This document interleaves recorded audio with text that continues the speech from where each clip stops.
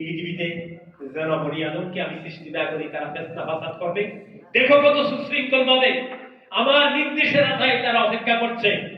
আমার ইজ্জতের কসম, আমার জালালের কসম, আমার উচ্চ আসনের কসম, তোমরা সাক্ষী থাকো আমি এই সমস্ত বান্দাবান্দিকে ক্ষমা করে দিই।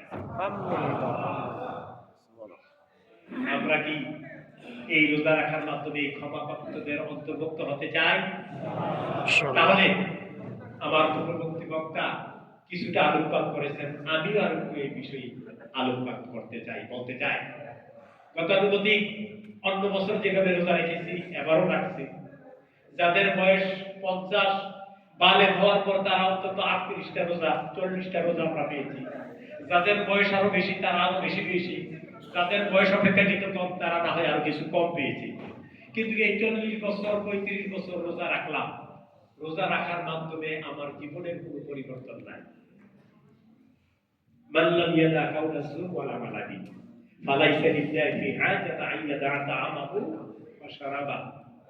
রোজা রাখলাম, মিথ্যা বললাম, রোজা রাখলাম, মানুষকে ঠকালাম, রোজা রাখলাম, মানুষের উপরে জুলুম করলাম, এরকম ঘটনা ঘটে কিনা আপনাদের এদিকে বোধহয় নাই। আমাদের হাসাবি অঞ্চলে এরকম যথেষ্ট হয়। তাইলে আলহামদুলিল্লাহ আপনারা ভালো মানুষ, আল্লাহ পাক আপনাদের রোজাগুলো কবুল করুন। আলহামদুলিল্লাহ। রোজা রাখার পরও যদি আমি মিথ্যা বলি, রোজা রাখার পরও যদি ব্যবসা করতে যাই আমি মিথ্যা কসম খেয়ে মানুষকে ঠকাবার চেষ্টা করি, জুলুম করি, মানুষের হক মারি, তাহলে এই রোজার মাধ্যমে যে প্রতিদানের কথা, পুরস্কারের কথা শুনলাম, আল্লাহর কসম করে বলছি আমাদের কারো ভাগ্যে এই প্রতিদান এই পুরস্কার জুটবে না। অতীতে না হয় ভুল করেছি,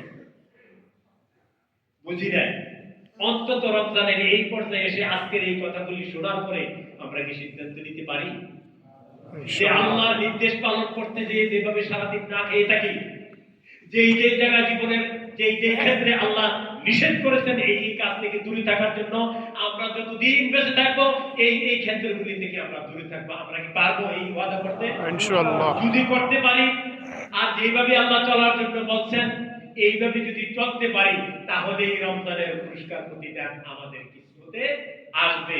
না হয় যত দামি খেজুর, খুরমা খেজুর, আজুবা খেজুর দিয়ে আর অন্যান্য দামি দামি সামগ্রী দিয়ে ইফতার করি না কেন, এই রোজা আমাদের আমাদের পরিত্রাণের কোনো কারণ হবে না। তাহলে রোজায় মানুষকে জীবনকে পরিবর্তন করতে চায়, রোজা মানুষকে সত্যিকারের আল্লাহর প্রিয় বান্দা, খাঁটি বান্দা হিসাবে গড়তে চায়।